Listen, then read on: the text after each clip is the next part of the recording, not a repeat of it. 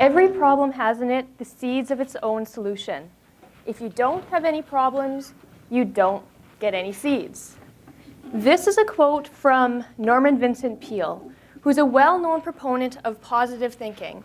And I'm starting with this quote today because it's time for some positive and innovative thinking on the topic of Lake Winnipeg.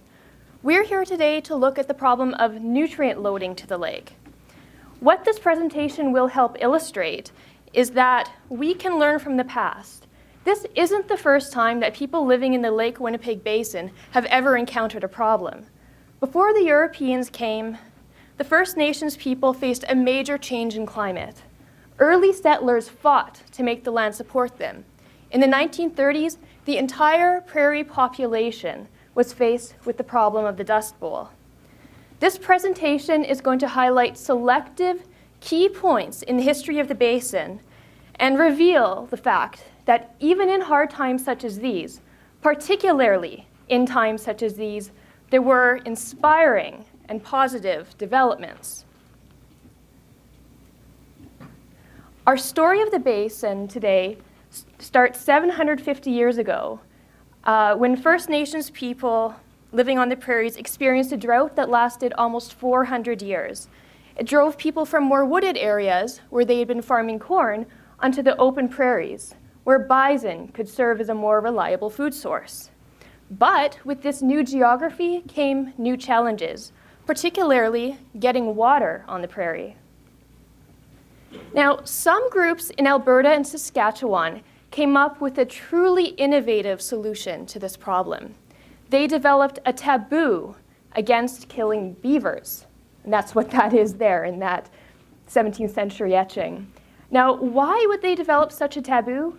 Well, they realized that beaver dams, much like the dams that we build today, store water. And this water could be a valuable resource during times of drought.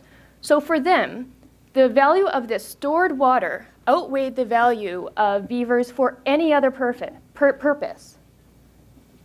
Now, in the 18th century, the Voyagers came, and they didn't see beavers as a way to store water. They wanted to see them turned into hats. The unwillingness of some of these cultures to hunt beavers completely perplexed them. In the end, the beaver taboo was undermined. But even though it's vanished, we can still learn from it. First Nations people were able to harness this ready-made water storage service provided by nature and make it work towards their survival.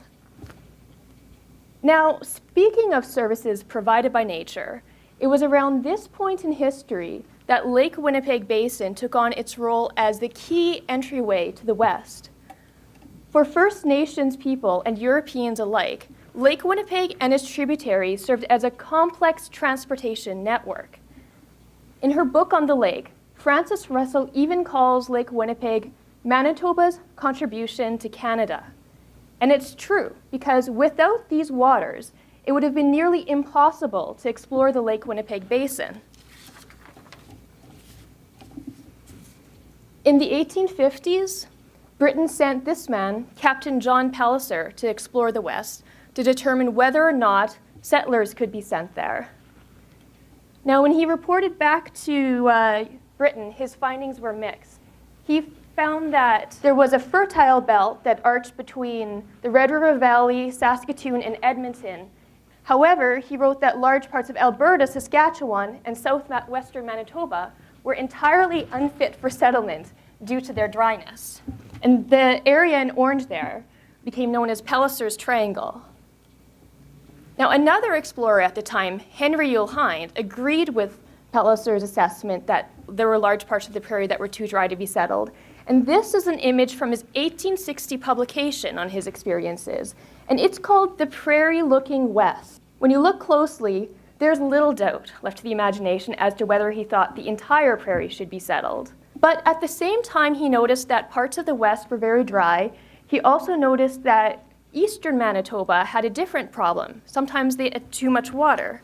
He noticed that eastern Manitoba was beleaguered by its own particular problem for settlement, flooding and swampland. Despite the warnings from Hind and Palliser about too much or too little water, In the 1870s, botanist John McCune surveyed the prairies, and he declared them equally fit for settlement. And Britain decided to act on his recommendation and started to send settlers to the prairies. But settling the West was not an easy task. It meant settling a land area almost as large as Europe itself. So what the government did was it adopted a logical grid-like system to divide up the land, called the Dominion Land Survey.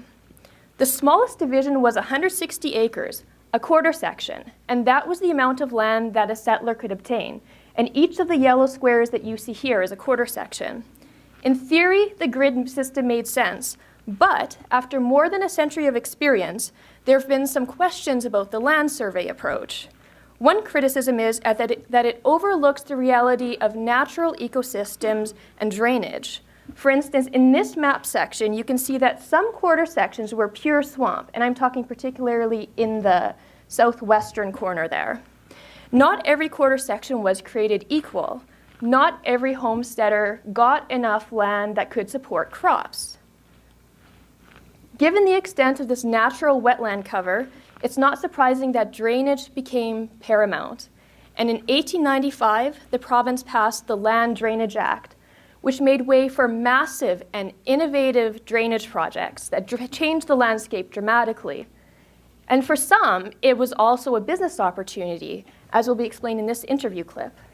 Companies were formed, drainage companies, with the intention of buying land at essentially very little cost, draining it, and of course making it much more valuable as farmland. So in the area west of Lake Manitoba, in the area of the Big Grass Marsh, which is a very large wetland complex still today, there was a company brought in, the Manitoba Drainage Company, I think was its name, and they brought in a fellow from Ontario, an Ontarian named Robert T. Riley.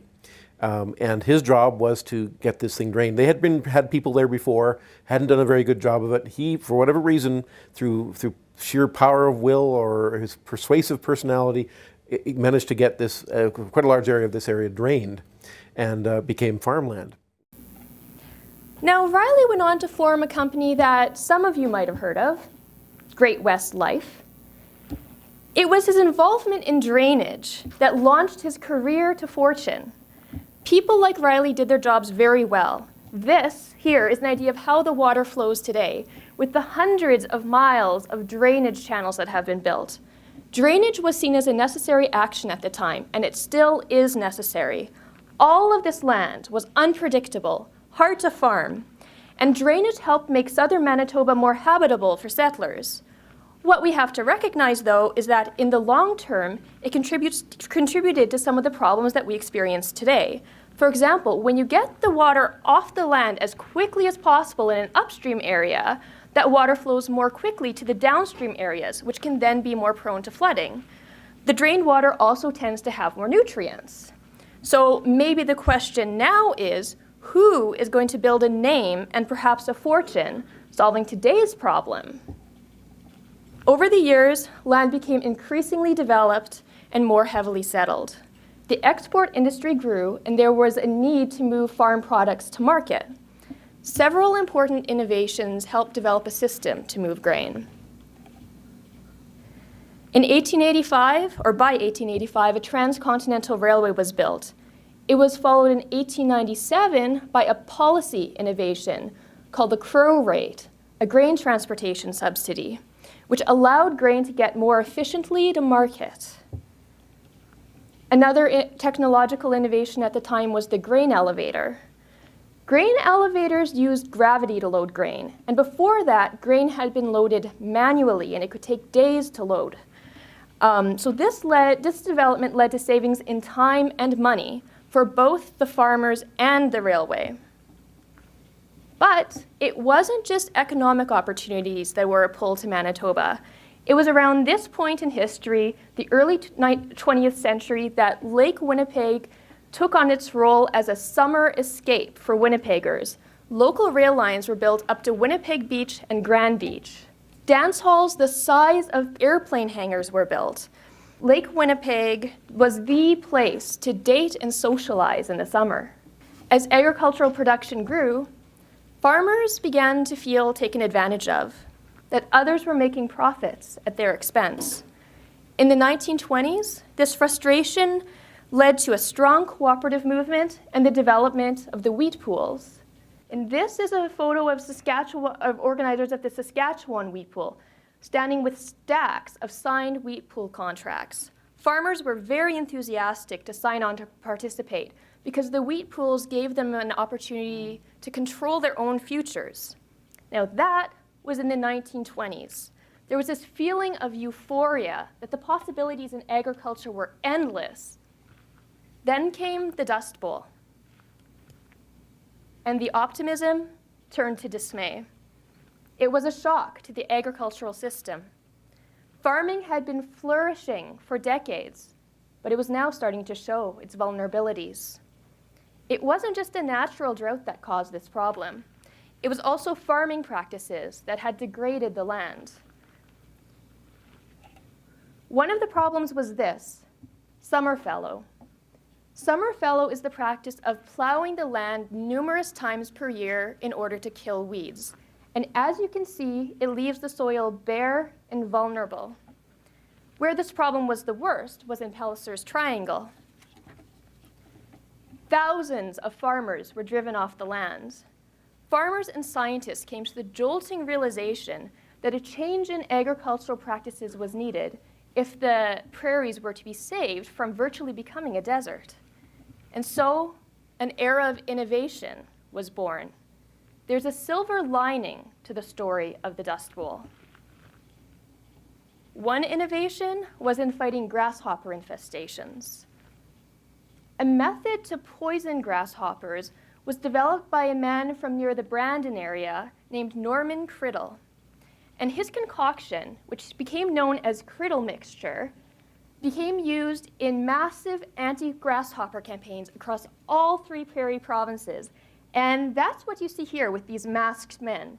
They're at a grasshopper bait mixing station. In 1935, the federal government delved into land management and formed the Prairie Farm Rehabilitation Administration. The PFRA quickly developed programs across the prairies. One of these was the creation of more than 80,000 community dugouts to provide water to farmers, and that's what you see there. But it wasn't just farmers who were affected by the Dust Bowl. Hunters were also alarmed at the decline in waterfowl numbers. And so, Ducks Unlimited was formed to address the massive loss in wetlands. By the 1930s, so many millions of acres of wetlands had been drained or burned that when the inevitable drought struck, it became the Dust Bowl. This was a staggering blow to waterfowl, as well as to man.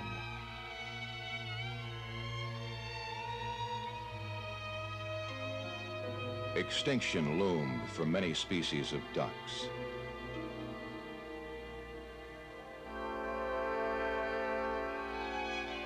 A few conservation-minded private citizens perceived the danger and set about to readjust the public's perspective on the waterfowl plight. The More Game Birds in America Foundation, through private donations, set out to reclaim the lost wetlands and to press for increased governmental action.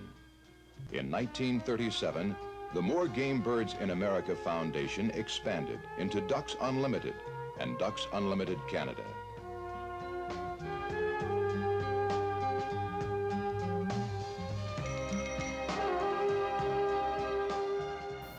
I love old footage. Ducks Unlimited is a great example of how individual citizens can take action to address serious problems. Arguably one of the greatest innovations, the biggest innovations that came out of the Dust Bowl was a new type of prairie plow. Summer fallow, as I've already said, was a recognized problem. Scientists and farmers had realized that there was value in keeping the stubble intact, but no one really knew how to do so. Then this man, Charles Noble, a farmer from Alberta, invented something called the Noble blade. His blade loosened the weeds without greatly disturbing the stubble. As a result, the stubble stayed in place to hold the soil down. The noble blade also proved to be profitable. In 1951, a plant was built to create noble cultivators, and in its first 3 years, it made more than $1 million. And this technology came to be exported around the world to help dryland agriculture in other areas. The noble blade was a forerunner of conservation tillage, but it was no panacea. Drought problems continued, and in the 1980s, Western Canada was once again struck with a disastrous multi-year drought. The economic cost of this drought has estimated to be at about $10 billion. Clearly, something had to change to make farming more resilient to drought. And so, again, new innovations were called for, which led to advances in conservation tillage.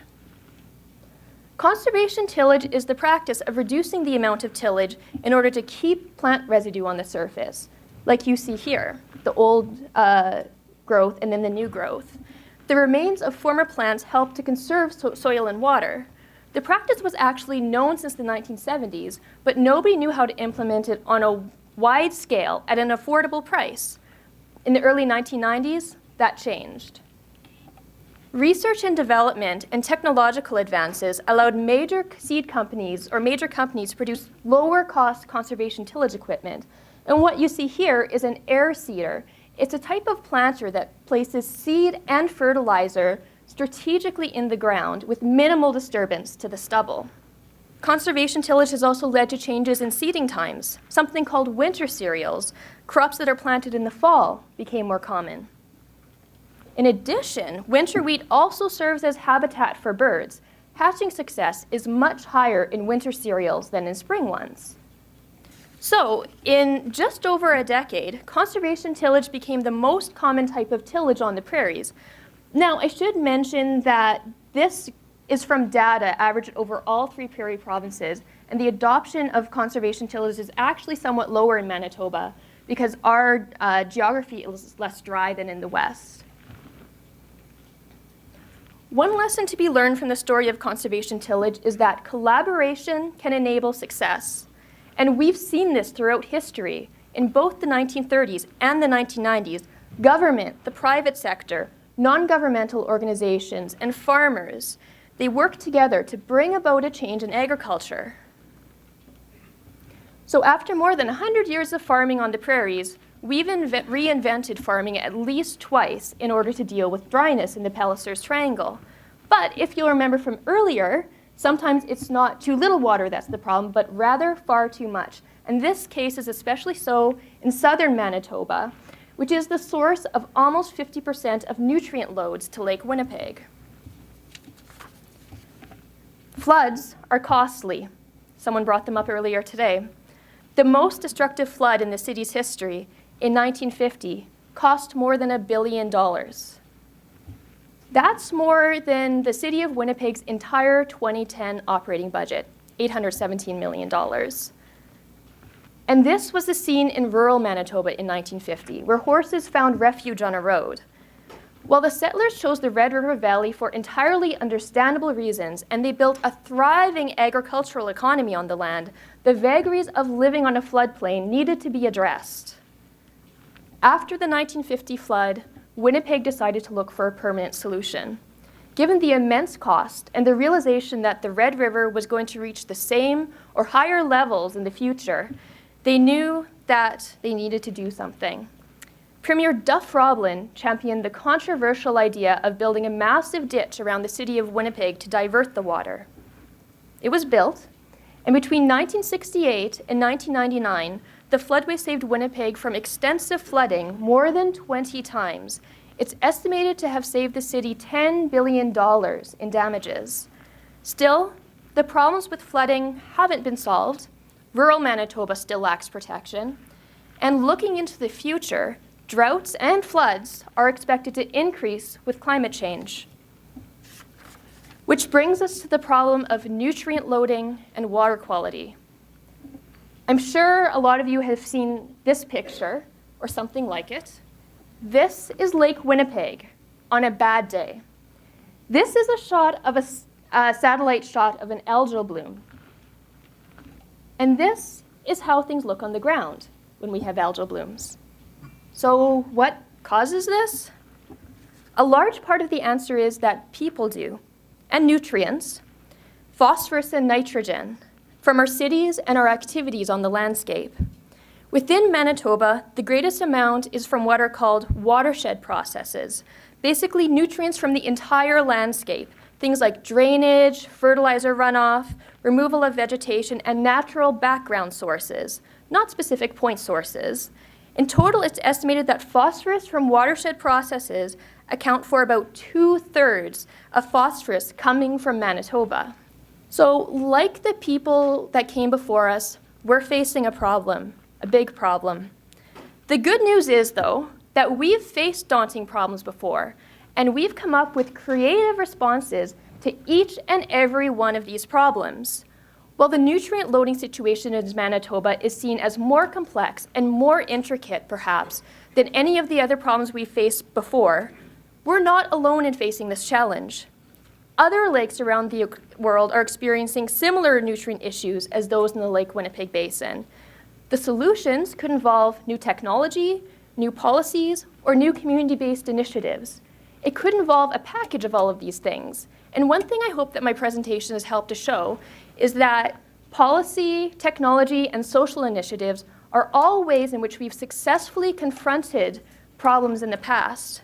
We have an opportunity to harness the creative spirit, the ingenuity, and the ability to cooperate that Prairie people have demonstrated so many times in the past in order to help us restore Lake Winnipeg, and, as some of my colleagues will explain in future presentations today and tomorrow, make our agriculture and our economy more resilient in the process.